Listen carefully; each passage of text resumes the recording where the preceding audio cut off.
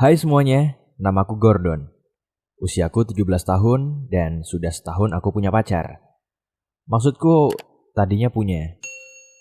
Aku akan menceritakan alasanku putus dengannya. Aku sangat menyukai Emma. Dia lemah lembut, rendah hati, dan cantik. Kebanyakan perempuan modern tak mau tampak lebih lemah daripada laki-laki. Tapi Emma sangat penurut. Dia selalu membiarkanku memilih menonton film apa atau makan apa.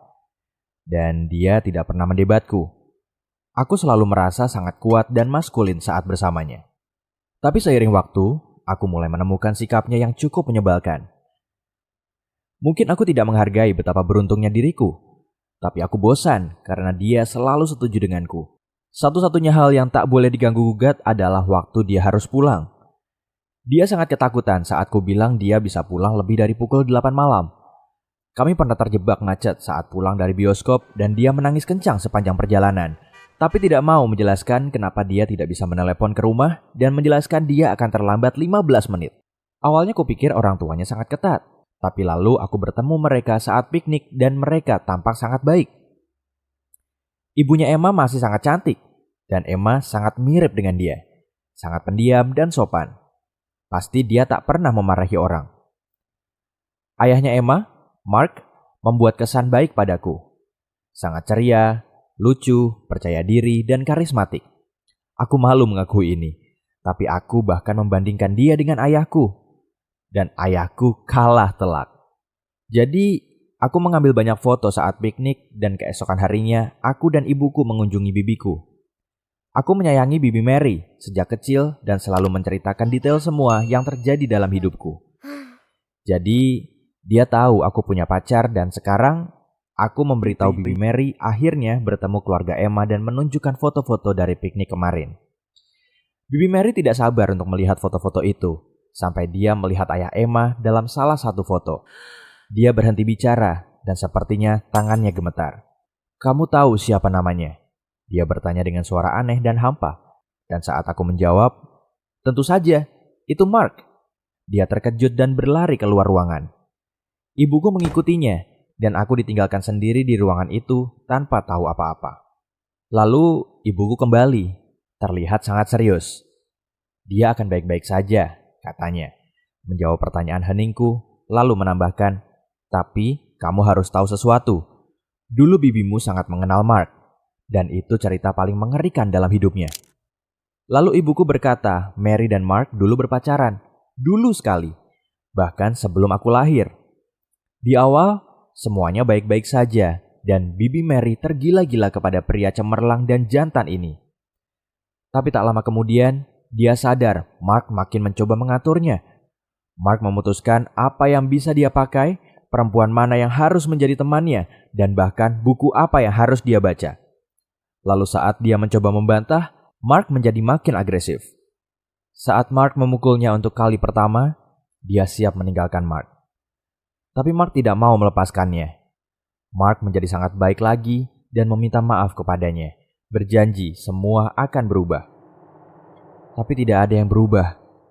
Begitu Mary berpikir semua kembali normal, Mark mulai makin kencang menahannya, dan semua menjadi buruk lagi. Mary mencoba meninggalkannya, Mark tidak melepaskan Mary, dan cerita berulang lagi dan lagi. Pada akhirnya, Mary tak lagi mengerti apa yang terjadi dan apa yang dia rasakan kepada Mark. Entah dia mencintai atau takut kepada Mark. Dia terus memberitahu orang tuanya bahwa semua baik-baik saja dan mereka akan menikah. Sampai kakaknya, ibuku, melihat lebam di tangannya dan memintanya menceritakan apa yang sebenarnya terjadi. Ibuku membantu Bibi Mary menyingkirkan pelaku kekerasan itu.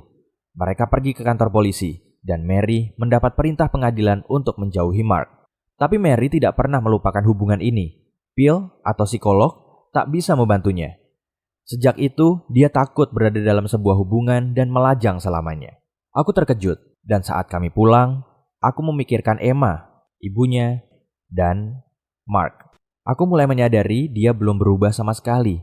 Aku ingat ibunya Emma memakai baju lengan panjang, mungkin untuk menyembunyikan lebam akibat pukulan suaminya. Aku ingat bagaimana dia dan putrinya menuruti dan setuju dengannya.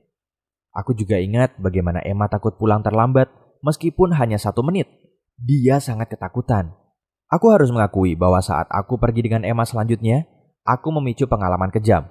Kami pergi ke kedai kopi, tempatku selalu memesan hidangan penutup blueberry untuknya. Kupikir dia menyukainya. Tapi sekarang aku tidak yakin dengan apapun.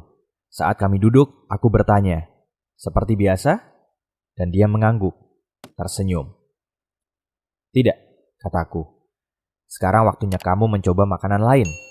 Aku akan memesankan sayap ayam pedas." "Baik," Emma bilang. Dan senyumnya menjadi menyedihkan. Saat pesanan kami disajikan, aku berdiri dan berkata, "Aku berubah pikiran, kita akan pergi." Emma berdiri dan mengambil tas tangannya tanpa membantah.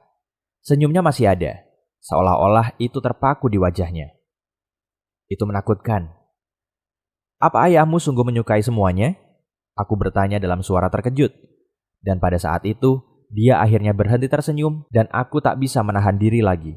Aku mengatakan semuanya yang ku tahu tentang Mark dan bibiku, Mary. Emma mendengarkanku tanpa menatapku. Dalam hati, aku berharap dia berkata semuanya salah, bahwa ayahnya tidak seperti itu, tapi dia hanya terus mendengarkan. Tapi saat aku mengatakan ibunya dan dia harus melakukan sesuatu untuk mengubah keadaan dan aku siap membantu mereka, Emma berubah. Dia berteriak kepadaku bahwa aku tidak punya hak mencampuri hidup mereka. Bahwa mereka bahagia, dia dan ibunya, bahwa ayahnya hanya memiliki watak keras dan jika mereka mulai mengeluh, itu akan merusak karirnya. Aku tidak percaya yang kudengar. Aku hanya menatapnya tanpa bicara, dengan mata membelalak dan akhirnya bertanya, "Apa ibumu rela mengalami semua penghinaan dan siksaan ini karena suaminya menghasilkan uang banyak?" Emma menjawab, "Kamu tidak mengerti." Dan aku bersumpah, dia mengatakannya dengan rasa jijik kepadaku. Emma benar, aku tak mengerti semua ini. Itu sebabnya kami putus. Aku tak bisa mengatakan ini mudah bagiku, tapi aku tak menyesalinya. Pernahkah kamu atau orang yang kamu kenal bertemu pelaku kekerasan? Ceritakan di kolom komentar dan tolong bagikan cerita ini, karena menurutku ini sangat penting untuk melawan orang yang mencoba mengatur orang lain seperti ini.